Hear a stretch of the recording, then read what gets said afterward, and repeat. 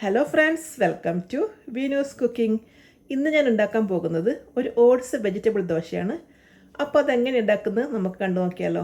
Oats vegetable dosa ഉണ്ടാക്കാൻ വേണ്ടിയിട്ട് ഞാനിവിടെ 7 ടേബിൾ സ്പൂൺ ഓട്സ് എടുത്ത് വെച്ചിട്ടുണ്ട്. ചെറിയൊരു ക്യാരറ്റും ചെറിയൊരു കുക്കുംബറും എടുത്ത് വെച്ചിട്ടുണ്ട്. ഒരു മുട്ട ആവശ്യമുണ്ട്. ഒരു ഗ്ലാസ് പാലും എടുത്ത് വെച്ചിട്ടുണ്ട്. അപ്പോൾ ഇതെങ്ങനെ തയ്യാറാക്കും നമുക്ക് നോക്കിയാലോ. ക്യാരറ്റും കുക്കുംബറും ഒന്ന് പീൽ ചെയ്തെടുക്കണം.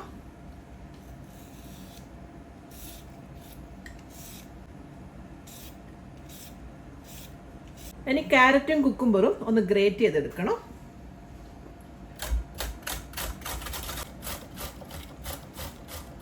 ഇതൊക്കെ ഇവിടെ ഗ്രേറ്റ് ചെയ്ത് വെച്ചിട്ടുണ്ട്. ഇനി ഒരു ബൗളെടുത്ത് അതിലോട്ട് ഓട്സ് ഇട്ട് കൊടുക്കാം. ഓട്സ് മുങ്ങിക്കിടക്കാൻ പാകത്തിന് പാൽ ഒഴിച്ച് കൊടുക്കാം.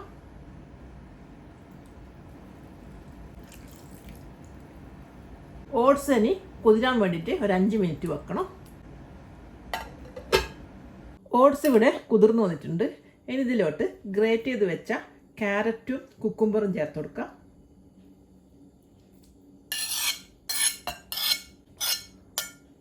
ഒരു ടേബിൾ സ്പൂൺ ചിരകിയ തേങ്ങയും കൂടി ചേർത്ത് കൊടുക്കുന്നുണ്ട്. ഒരു സ്പൂൺ ക്രഷ്ഡ് ചില്ലി, ഒരു ടീസ്പൂൺ ഉപ്പും കൂടി ചേർത്ത് കൊടുക്കാം. ഇനി ഇതെല്ലാം നന്നായിട്ടൊന്ന് മിക്സ് ചെയ്യണം.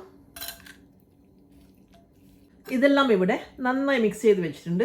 ഇനി ഇതിലേക്ക് ഒരു മുട്ട പൊട്ടിച്ചൊഴിച്ച് നന്നായി മിക്സ് ചെയ്യുക.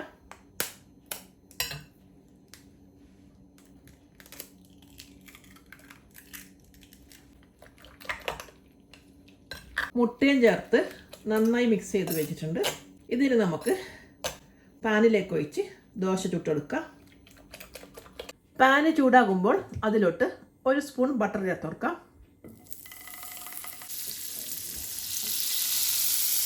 ഇതിലേക്ക് ഓട്സിൻ്റെ മിക്സ് ചേർത്ത് കൊടുക്കാം.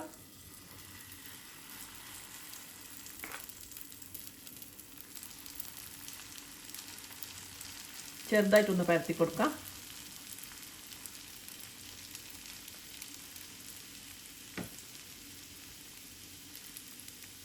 ഫ്ലെയിം കുറച്ച് വെച്ച് ഒരു 2 മിനിറ്റ് അടച്ച് വെച്ച് വേവിക്കാം.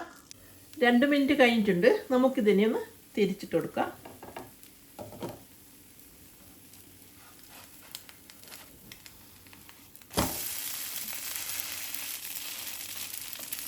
മറ്റേ സൈഡ് തന്നെ ഒരു 2 മിനിറ്റും കൂടി കുക്ക് ചെയ്തെടുക്കാം.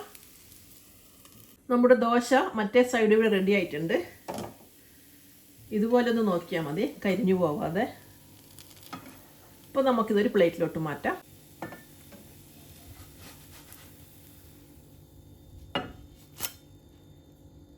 ഇതിലേക്ക് നമുക്ക് ഇഷ്ടമുള്ള വെജിറ്റബിൾ ചേർത്ത് കൊടുക്കാം.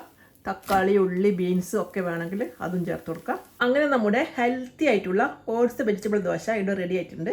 ഡയറ്റ് എടുക്കുന്നവർക്കും അല്ലാത്തവർക്കും കുട്ടികൾക്കും ഒരുപോലെ കഴിക്കാൻ പറ്റിയ ഒരു ഹെൽത്തി ദോശയാണിത്.